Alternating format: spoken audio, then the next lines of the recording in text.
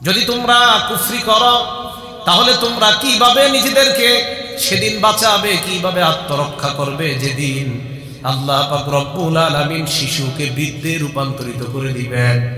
এর মানে হলো কিয়ামতের ভয়াবহতা এমন ভয়ঙ্কর পরিস্থিতি হবে, ওই ভয়াবহতা দেখে শিশু বৃদ্ধে রূপান্তরিত হয়ে যাবে। এই দিনের ব্যাপারে এই আয়াতের ব্যাখ্যা আল্লাহ রাসূল সাল্লাল্লাহু আলাইহি ওয়াসাল্লাম বুখারী শরীফের 4741 নম্বর হাদিসের বর্ণনা আল্লাহ রাসূল ওই যে সূরা হজের 1-2 নম্বর আয়াত আর সূরা মুজাম্মিলের 17 নম্বর আয়াতের ব্যাখ্যা বলেন, ওই দিনটা হবে এত ভয়ঙ্কর, আদম নবীকে আল্লাহ ডাক দিবেন। আদম নবী বলবে লাব্বাইক ওয়া সা'দাইকা ইয়া রব, আল্লাহ আমি উপস্থিত আপনার হুকুম পালন করার জন্য। আদম নবীকে বলবেন ইন্নাল্লাহা ইয়া'মুরুকা আন তুখরিজা বাসাম মিন যুররিয়াতিক, আল্লাহ পাক রব্বুল আলামিন আপনাকে হুকুম করছেন আপনি যেন আপনার সন্তানদের মধ্য থেকে মিন কুল্লি আলফিন 1999 জন জাহান্নামের বাহিনী আপনি বের করেন। আদম নবী বলবে আল্লাহ ওয়া মা বাসুন্নার, জাহান্নামের বাহিনীর পরিমাণ কত? আল্লাহ বলবেন মিন কুল্লি আলফিন 999 1999 জন। সাহাবারা শোনার পর কান্না করা শুরু করে দেয়। এক পর্যায়ে আল্লাহ নবী বলেন কান্না করার কিছু নাই, মিন ইয়াজুজ ওয়া মাজুজ 99 ইয়াজুজ মাজুজের থেকে হবে 999 ওয়া ওয়াহিদুম মিনকুম, আর তোমাদের থেকে হবে একজন। ইয়াজুজ মাজুজের থেকে 999 তোমাদের একজন। আর তিরমিজির বর্ণনায় রাসূল বলেছেন ফায়ুফাজুল আদাদ, আল্লাহ নবী বলেন ইন্নাহা লাম তাকুন নুবুওয়াতুন ক্বাবলাহা ইল্লা বাইনা ইয়াদাইহা জাহিলিয়া, আমার পূর্বে যত নবী দুনিয়াতে আসছে নবুয়ত পাওয়ার আগের যুগটাকে বলা হয় জাহিলিয়াতের যুগ। ফায়ুফাজুল আদাদু মিনাল জাহিলিয়া, জাহিলি যুগ থেকে আল্লাহ পাক রব্বুল আলামিন সংখ্যা নিবে নেওয়ার পর ওই 999 জন পূরণ করতে চাইবেন আল্লাহ। ফাইন তাম্মাত, যদি পূরণ হয়ে যায় ভালো কথা, ওয়া ইল্লা কামুলাত মিনাল মুনাফিকিন, পূরণ না হইলে মুনাফিকদের থেকে নিয়ে আল্লাহ 999 জন পুরা করবেন, আর তোমাদের হবে একজন। আম্মা বা'দু ফাআউযু বিল্লাহি মিনাশ শাইতানির রাজীম। বিসমিল্লাহির রহমানির রহিম। يا أيها الناس اتقوا ربكم إن زلزلة الساعة شيء عظيم يوم ترونها تذهل كل مرضعة عما أرضعت وتضع كل ذات حمل حملها وترى الناس سكارى وما هم بسكارى ولكن عذاب الله شديد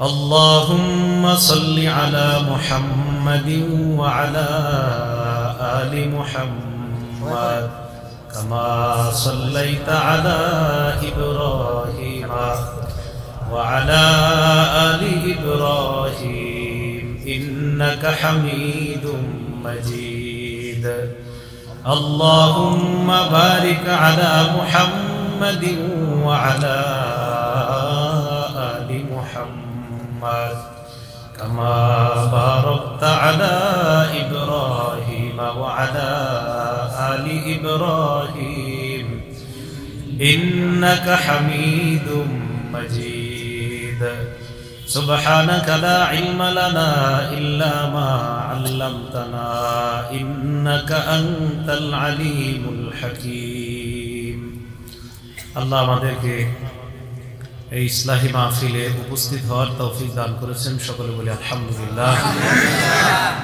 মাগরিব থেকে এশা পর্যন্ত আল্লামা হাসান জামিল সাহেব এবং এশার নামাজের পর একজন আলোচক, এরপরে হাকিমুন নফস আল্লামা মুফতি মুশতাকুন নবী কাসিমি হযরত, ওনারা আলোচনা করেছেন।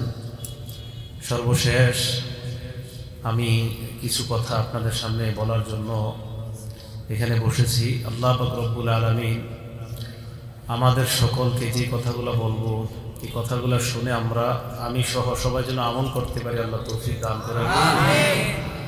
সূরা হজের 1 নম্বর এবং 2 নম্বর আয়াতে কারিমা তেলাওয়াত করলাম। সূরা হজের 1 নম্বর আয়াতে আল্লাহ কিয়ামতের ময়দানের ভয়াবহ অবস্থার কথা আল্লাহ আলোচনা করেছেন। কিয়ামতের মাঠ আল্লাহ কেন কায়েম করবেন?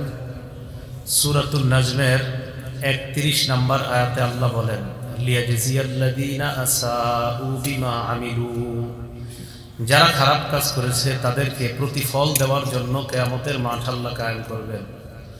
ওয়ায়াজজিয়াল্লাযীনা আহসানু বিল হুসনা, যারা ভালো কাজ করেছে তাদেরকে আল্লাহ পুরস্কার দেওয়ার জন্য কিয়ামতের মাঠ কায়েম করবেন। খারাপ কাজ যারা করেছে তাদেরকেও প্রতিফল দিবেন, ভালো কাজ যারা করেছে তাদেরকে আল্লাহ পুরস্কার দিবেন। কিয়ামতের ময়দানটা খুব ভয়ঙ্কর একটা পরিস্থিতি হবে সেদিন। এই কথাটা আল্লাহ সূরা হজের 1-2 নম্বর আয়াতে বলেন, ইয়া আইয়ুহান নাসুত্তাকু রাব্বাকুম, হে মানুষ তোমরা তোমাদের রবকে ভয় করো।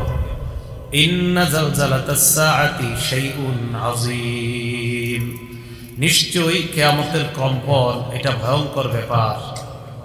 ইয়াউমা তারাউনাহা তাযহালু কুল্লু মুরদিআতিন আম্মা আরদাআত, সেদিন আপনি দেখবেন, তোমরা দেখবে প্রত্যেক দুধ পানকারিনী তার দুগ্ধপুষ্য শিশুকে ভুলে যাবে এই ভয়াবহতার কারণে।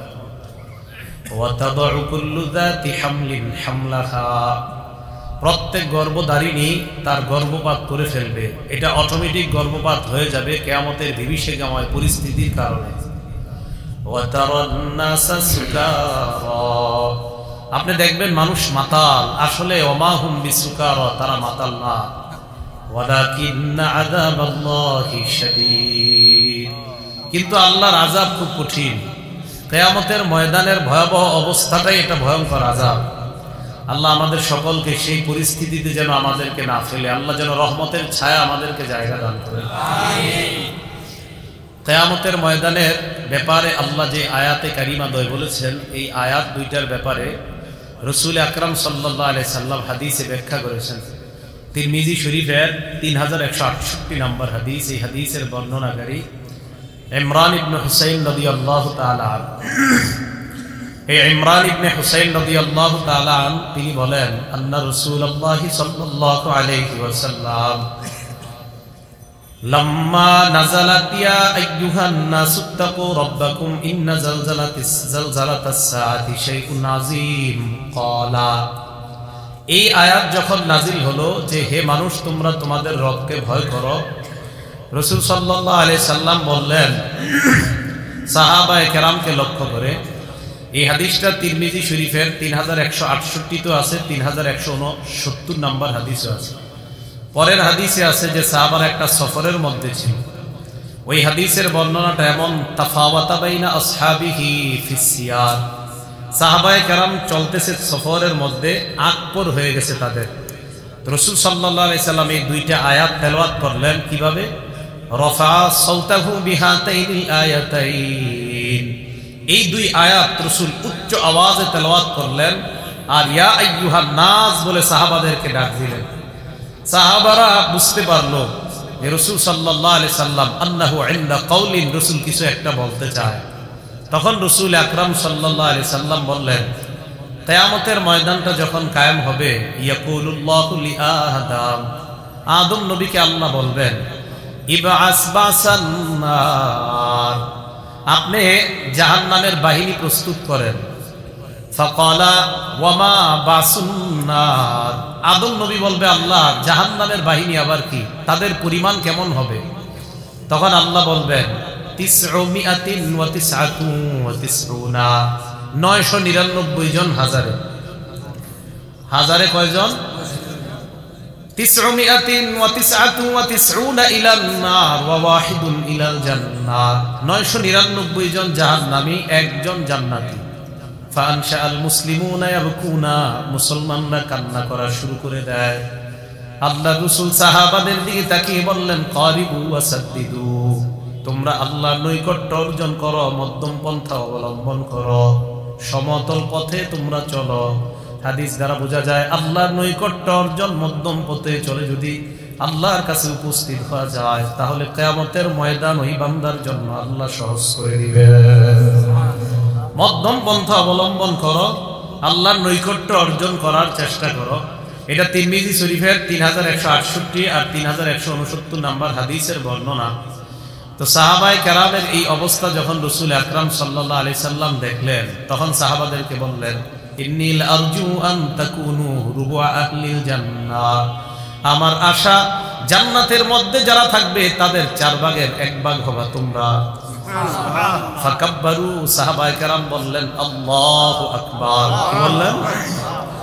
সাহাবারা তাকবীর দেওয়ার পর আল্লাহ নবী বললেন, ইন্নী লাআরজু আন তাকুনু সুলুসা আহলিল জান্নাহ, আমার আশা জান্নাতীদের 3 ভাগের 1 ভাগ হবা তোমরা।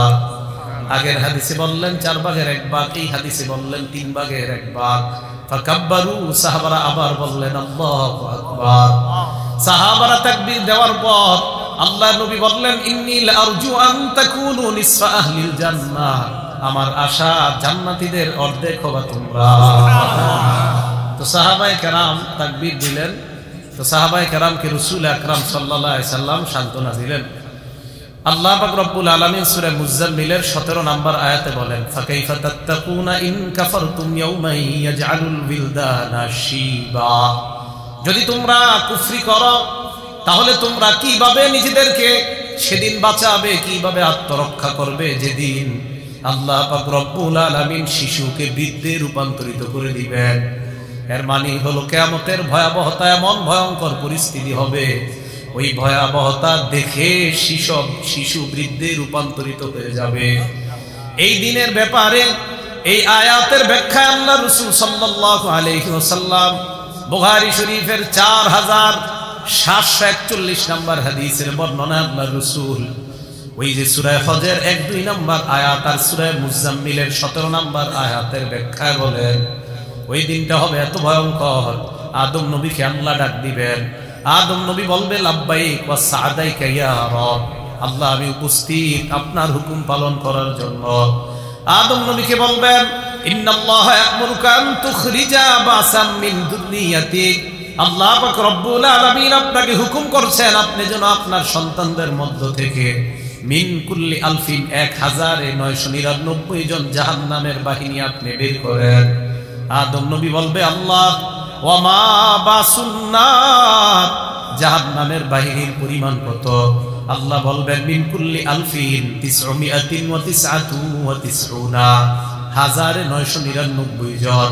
সাহাবারা শোনার পর কান্না করা শুরু করে দেয়। এক পর্যায়ে আল্লাহ নবী বলেন, কান্না করার কিছু নাই, মিন ইয়াজুজ ওয়া মাজুজ 99 ইয়াজুজ মাজুজের থেকে হবে 999 ওয়া ওয়াহিদুম মিনকুম, আর তোমাদের থেকে হবে একজন। ইয়াজুজ মাজুজের থেকে 999 তোমাদের একজন। আর তিরমিজির বর্ণনায় রাসূল বলেছেন, ফায়ুফাজুল আদাদ, আল্লাহ নবী বলেন, ইন্নাহা লাম তাকুন নুবুওয়াতুন ক্বাবলাহা ইল্লা বাইনা ইয়াদাইহা জাহিলিয়া, আমার পূর্বে যত নবী দুনিয়াতে আসছে নবুয়ত পাওয়ার আগের যুগটাকে বলা হয় জাহিলিয়াতের যুগ। ফায়ুফাজুল আদাদু মিনাল জাহিলিয়া, জাহিলি যুগ থেকে আল্লাহ পাক রব্বুল আলামিন সংখ্যা নিবে নেওয়ার পর ওই 999 জন পূরণ করতে চাইবেন আল্লাহ। ফাইন তাম্মা, যদি পূরণ হয়ে যায় ভালো কথা, ওয়া ইল্লা কামুলাত মিনাল মুনাফিকিন, পূরণ না হইলে মুনাফিকদের থেকে নিয়ে আল্লাহ 999 জন পুরা করবেন, আর তোমাদের হবে একজন। তাহলে জাহিল যুগটা ছিল, এই যুগের সংখ্যা নিয়ে আল্লাহ পাক রব্বুল আলামিন পূরণ করবেন। যদি পূরণ না হয় তো মুনাফিকদেরকে নেওয়া হবে। এটা তিরমিজির বর্ণনা। আর বুখারীর বর্ণনা, ইয়াজুজ মাজুজ থেকে হবে 999 জন, আর তোমাদের থেকে হবে একজন। কথাটা বুঝে আসছে সবার? বাকি আমাদের আমল করতে হবে, আল্লাহর নৈকট্য অর্জন করতে হবে। ভাই ওই একজন যদি আমি হই, আপনি হন, তো এই জন্য ওই একজন যেন আমি না হই, আপনি না হন, এই জন্য 999 ইয়াজুজ মাজুজ আর একজন জাহান্নামী, এটা যেন আমাদের কেউ না হয়। আল্লাহ আমাদের সকলকে সেই ভয়ঙ্কর পরিস্থিতিতে হেফাজত করে। আমিন। মুসলিম শরীফের 2564 নম্বর হাদিস, এই হাদিসের মধ্যে আল্লাহ রাসূল সাল্লাল্লাহু আলাইহি সাল্লাম বলেন, এই হাদিসের সিরিয়ালটা আমাদের মাদ্রাসার সিলেবাস অনুযায়ী, আমাদের মাদ্রাসার যে পাঠ্যপুস্তক পুরাতন নুসখা, এই নুসখায় মুসলিম শরীফের হাদিসের সংখ্যা হবে 3033টা, সেই অনুযায়ী 2564 নম্বর হাদিস, 2564।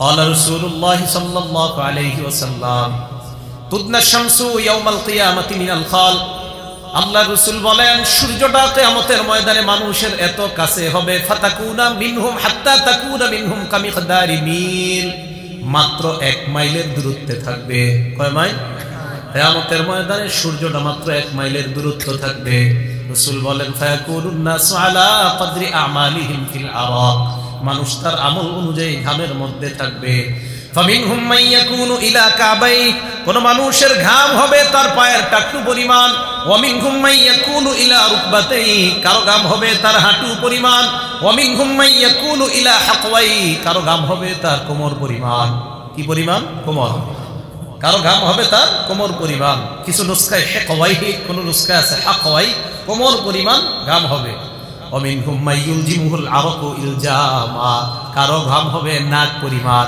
আল্লাহ নবী হাতের মাধ্যমে মুখটা ইশারা এই দিকে ইশারা করে আবার বললেন কারো ঘাম হবে নাক পরিমাণ এটা হলো ঘামের অবস্থাটা এত ভয়ঙ্কর হবে এবার বুখারীতে কি করে দেখেন ঘামের পরে কি হবে সহিহ বুখারী হাদিস নাম্বার 6532 নাম্বার হাদিস 6532 قال رسول الله صلى الله عليه وسلم আল্লাহ নবী বলেন ইয়ারাকুন নাস ইয়াউমাল কিয়ামা হাত্তা ইয়াযহাবা আরাকুহুম ফিল আরদ 70 যিরাআ কিয়ামতের ময়দানে মানুষ যখন ঘর্মাক্ত হয়ে যাবে মানুষ যখন ঘামাবে তাদের ঘাম জমিনের মধ্যে 70 গজ নিচে হবে তাদের ঘাম এরকম ঘামের মধ্যে আপনার এটার গভীরতা হবে 70 গজ এই ঘামের মধ্যে মানুষ ছাতার কাটতে থাকবে রাসূল বলেন ইউলজিমুহুম হাত্তা বালাগা আযানাহুম ঘাম তাদেরকে এমন ভাবে ডেকে ফেলবে তাদের কান পর্যন্ত ঘাম যাবে কারো কারো অবস্থা হবে মত তার মানে ঘামের মধ্যে হাবুডুবু খেতে থাকবে কিয়ামতের ময়দানে মানুষ তার আমল অনুযায়ী ঘামের মধ্যে সাঁতার কাটবে কারো হবে হাঁটু কারো টাকনু কারো কোমর পরিমাণ দেখেন এই পরিস্থিতি অনেক ভয়ঙ্কর এটা সহ্য করার মতো না এই জন্য এই দিন আল্লাহর রহমতের ছায়া ছাড়া আমাদের উপায় নাই তো সেই ভয়ঙ্কর পরিস্থিতিতে আল্লাহ পাক রব্বুল আলামিন দয়া করে 7 শ্রেণীর মানুষকে আরশের ছায়াতলে জায়গা দান করবেন কয় শ্রেণীর মানুষ সহিহ বুখারী হাদিস নাম্বার 660 নাম্বার হাদিস قال رسول الله صلى الله عليه وسلم আল্লাহ নবী বলেন সাবাতুন ইউজিল্লুহুমুল্লাহ ফি জিল্লিহি ইয়াওমা লা জিল্লা ইল্লা জিল্লুহু 7 ব্যক্তি এমন যে 7 ব্যক্তিকে আল্লাহ কিয়ামতের ময়দানে তার ছায়ার মধ্যে ছায়া দান করবেন যেদিন আল্লাহর রহমতের ছায়া ছাড়া আর কোনো ছায়া থাকবে না এক নাম্বার আল ইমামুল আদিল ন্যায়পরায়ণ শাসক কে এই ন্যায়পরায়ণ শাসককে আল্লাহ কিয়ামতের ময়দানে আরশের ছায়াতলে জায়গা দান করবেন ন্যায়পরায়ণ শাসক কাকে বলে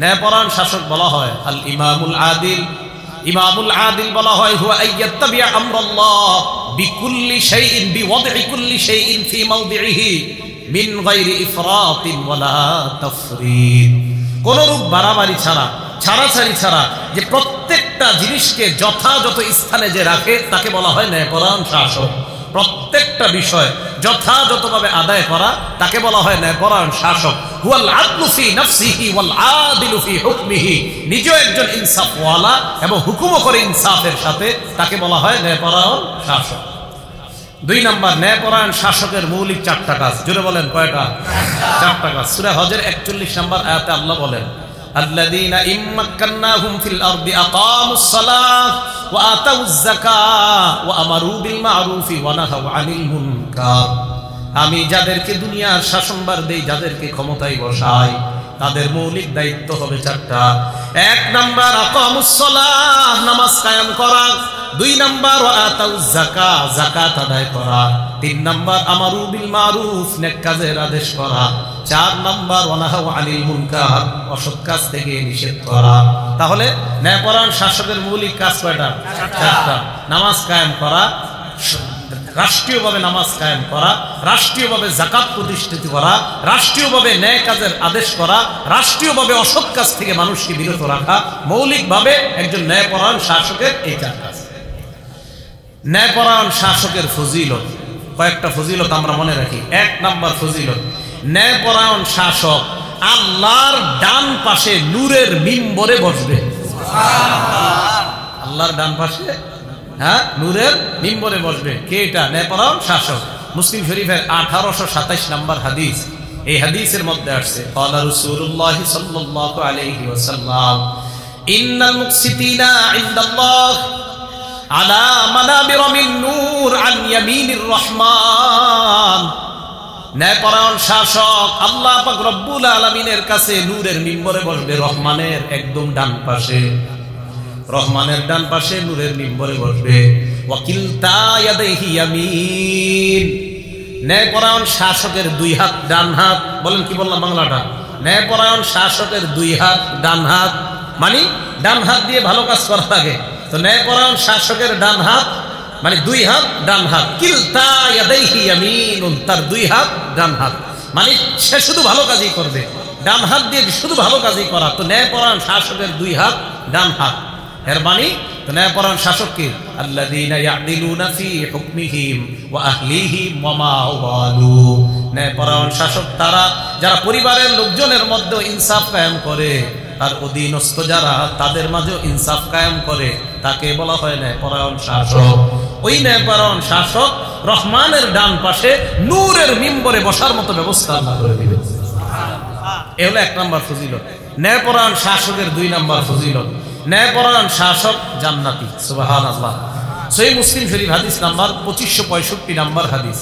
ক্বালা রাসূলুল্লাহ সাল্লাল্লাহু আলাইহি ওয়াসাল্লাম, আল্লাহ নবী বলেন আহলুল জান্নাতি সালাসা, জান্নাতি তিন প্রকার। জোরে বলেন জান্নাতি কয় প্রকার? এক নাম্বার যু সুলতানিন মুকসিতুন মুওয়াফফাকুন, এক নাম্বার ন্যায়পরায়ণ শাসক যাকে তৌফিক দেওয়া হয়েছে ভালো কাজ করার। এই ন্যায়পরায়ণ শাসকের ঠিকানা হলো জান্নাত। ন্যায়পরায়ণ শাসকের ঠিকানা জান্নাত, যাকে ন্যায় কাজ করার তৌফিক দান করা হয়েছে। দুই নাম্বার রাজুলুন রাহিমুন রাকিকুল কলবি লিকুল্লি যি কুরবা মুসলিমিন, দুই নাম্বার ওই ব্যক্তি যেই ব্যক্তি দয়ালু এবং অন্তরটা সদয়, নিকটাত্মীয় এবং মুসলমানের প্রতি, এই ব্যক্তিও আল্লাহর জান্নাতের মেহমান। নিকটাত্মীয় মুসলমানদের প্রতি যার হৃদয়টা সদয়, যিনি খুব নরম দিলের মানুষ, সেও জান্নাতি হবে। এটা হলো দুই নাম্বার ব্যক্তি।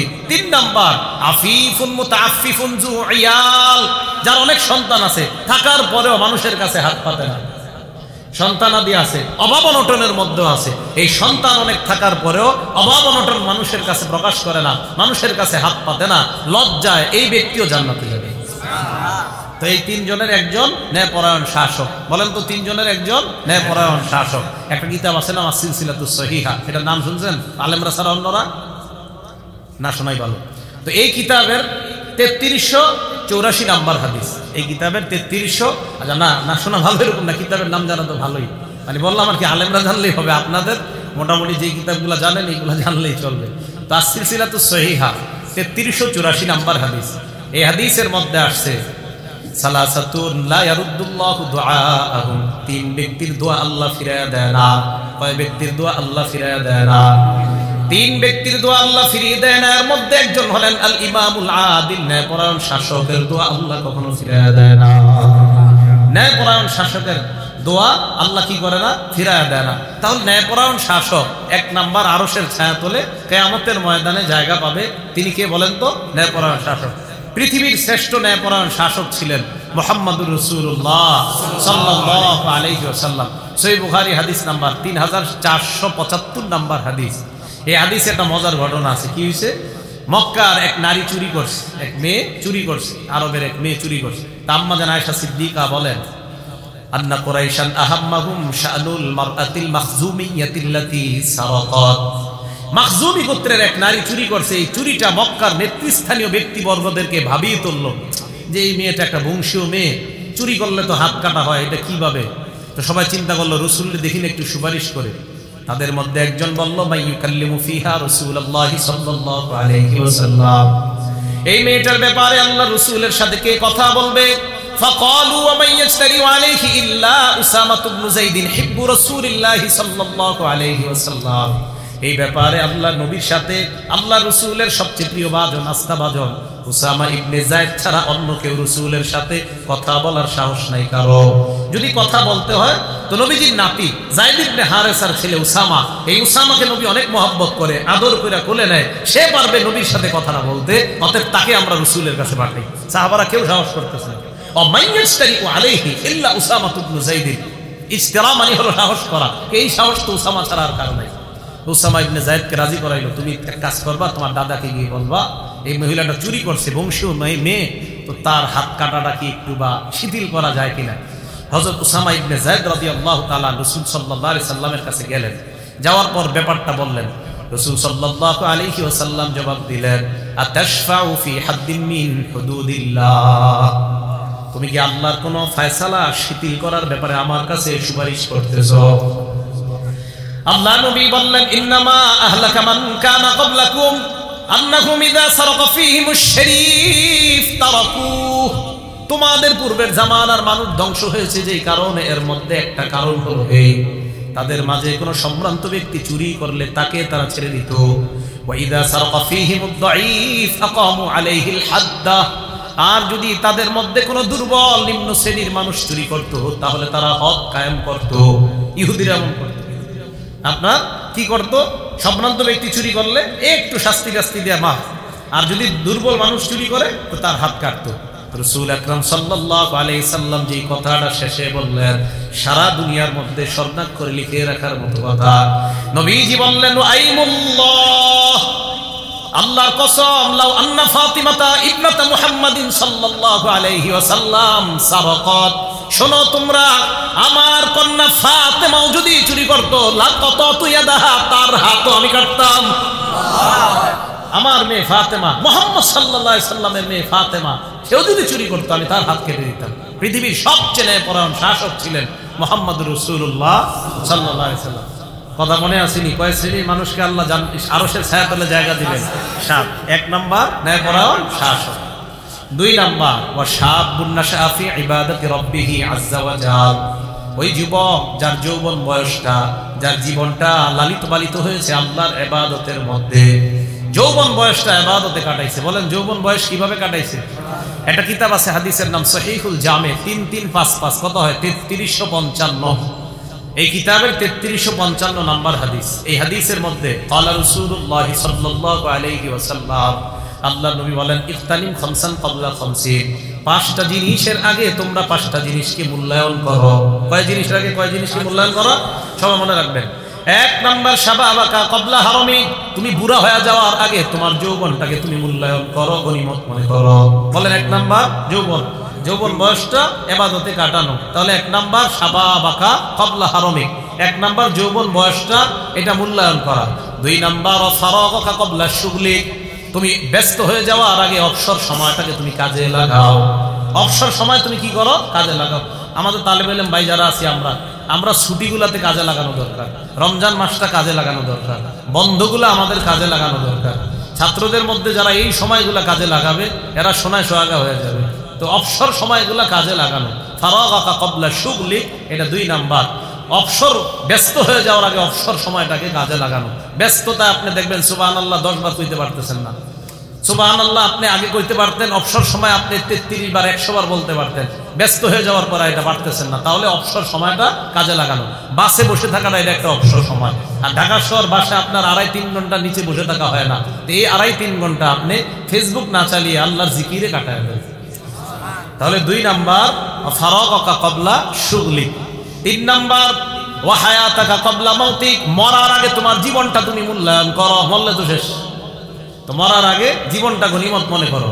4 নাম্বার ওয়া সিহহাতাকা ক্বাবলা সাকমিক, তুমি অসুস্থ হওয়ার আগে তোমার সুস্থতাটা তুমি মূল্যায়ন করো। মানুষ অসুস্থ যখন হয়ে যায় তখন চাইলেও ইবাদত করতে পারে না, সুস্থতার সময় যে ইবাদতটা করা যায়। তাই তুমি সুস্থতার সময়টাকে তুমি মূল্যায়ন করো অসুস্থ হওয়ার আগে।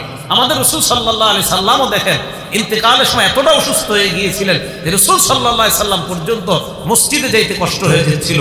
আম্মা জান আয়েশা সিদ্দিকা তো বলেন, সহিহ বুখারী হাদিস নাম্বার 4438 নাম্বার হাদিস, আম্মা জান আয়েশা সিদ্দিকা বলেছেন যে আল্লাহ রাসূল ইন্তেকালের সময় ওয়া আনা মুসনিদাতুহু ইলা সাদরি, আমার বুকের সাথে ট্যাক লাগায় রাখছিলাম। আল্লাহ রাসূলের এত কষ্ট হচ্ছিল, কথাও বলতে পারছিলেন না। দাখাল আব্দুর রহমান ইবনে আবি বকর আলা নবী, আবু বকর সিদ্দিকের ছেলে আব্দুর রহমান মানে আমার ভাই রাসূলের কাছে সাল্লাল্লাহু আলাইহি সাল্লামের কাছে প্রবেশ করলেন।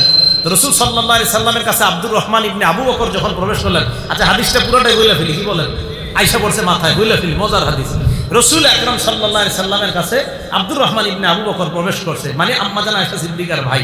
তো প্রবেশ করার সময় আম্মা জান আয়েশা সিদ্দিকা বলেন, ওমা আব্দুর রহমান সিওয়াকুন রাতবুন, আব্দুর রহমানের সাথে একটা তাজা মেসওয়াক, ইয়াস্তান্নু যেটা দিয়ে মেসওয়াক করতেছে, একটা তাজা মেসওয়াক করতেছে। তো এই মেসওয়াক যখন করতেছে রাসূল সাল্লাল্লাহু আলাইহি সাল্লাম ফাআব্বাদাহু, রাসূল সাল্লাল্লাহু আলাইহি সাল্লাম তার দিকে তাকাইছে, আব্বাদাহু রাসূলুল্লাহ বাসারা, রাসূল সাল্লাল্লাহু আলাইহি সাল্লাম তার দিকে তাকাইলেন, দৃষ্টি দিলেন। তো আম্মা জান ইশারায় বললেন, কি মেসওয়াকটা লাগবে? তো মাথায় বললেন, হ্যাঁ মেসওয়াকটা লাগবে। আম্মা জান বলেন, ফাখাসতু সিওয়াক, মেসওয়াকটা আমি নিলাম, নেওয়ার পর ফাকাসামতুহু ওয়া নাফাসতুহু ওয়া তাইয়াবতুহু, মেসওয়াকটা কামড়ায়া নরম করে দিলাম। আম্মা জান বলেন, আমার সৌভাগ্য, আমার থুতু আর রাসূলের থুতু মুবারক আল্লাহ তার ইন্তেকালের আগে এক করে দিয়েছেন।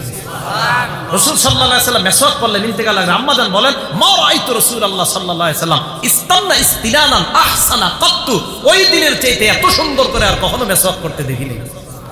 আম্মা জান আয়েশা সিদ্দিকা উনি গর্ব করে বলতেন, মাতা রাসূলুল্লাহ সাল্লাল্লাহু আলাইহি সাল্লাম বাইনা হাতিনাতি ওয়া যাতিনাতি, আল্লাহ রাসূল আমার থুতনি আর আমার বুকের এই মাঝামাঝি অবস্থায় থেকে আল্লাহর কাছে চলে গেছেন।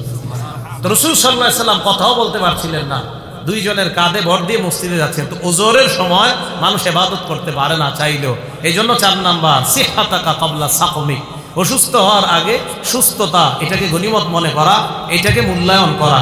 মনে থাকবে তো ইনশাআল্লাহ? তাহলে অসুস্থ হওয়ার আগে সুস্থতা, এগুলা গনিমত মনে করব আমরা।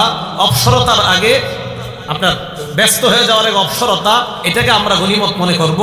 আর হলো আপনার যৌবন, বয়সটা বৃদ্ধ হয়ে যাওয়ার আগে গনিমত মনে করব। আর একটা 5 নাম্বার যেটা, সেটা হলো আপনার গিনাকা ক্বাবলা ফাকরি, দরিদ্র হওয়ার আগে ধনাঢ্য, টাকা পয়সা, এগুলাকে গনিমত মনে করা। আপনি অযথা জায়গায় টাকাগুলা নষ্ট করে গরিব হয়ে যাওয়া, এটার কোনো মানি হয় না। তাহলে যৌবন বয়সটাকে আমরা ইবাদতে কাজে লাগানোর চেষ্টা করব, ইনশাআল্লাহ কিয়ামতের ময়দানে আরশের ছায়াতলে আল্লাহ জায়গা দান করবেন। তিরমিজি শরীফের 2416 নম্বর হাদিস, এই হাদিসের মধ্যে রাসূল আকরাম সাল্লাল্লাহু আলাইহি সাল্লাম বলেন, লা তাজুলু কদামা ইবনি আদম হাত্তা ইসআলা আন খামসিন, কিয়ামতের ময়দানে আদম সন্তানকে 5টা প্রশ্ন করার আগে আদম সন্তানের 2 পা নড়বে না। কয় প্রশ্ন করার আগে? 1 নাম্বার আন উমরিহি ফিমা আফনা, জীবন সম্পর্কে জিজ্ঞাসা করা হবে, জীবন কোন কাজে কাটাইছে। 2 নাম্বার ওয়া আন শাবাবিহি ফিমা আবলা, 2 নাম্বার যৌবন সম্পর্কে প্রশ্ন করা হবে, যৌবনটা কোথায় কাজে লাগিয়েছে। 1 নাম্বার জীবন,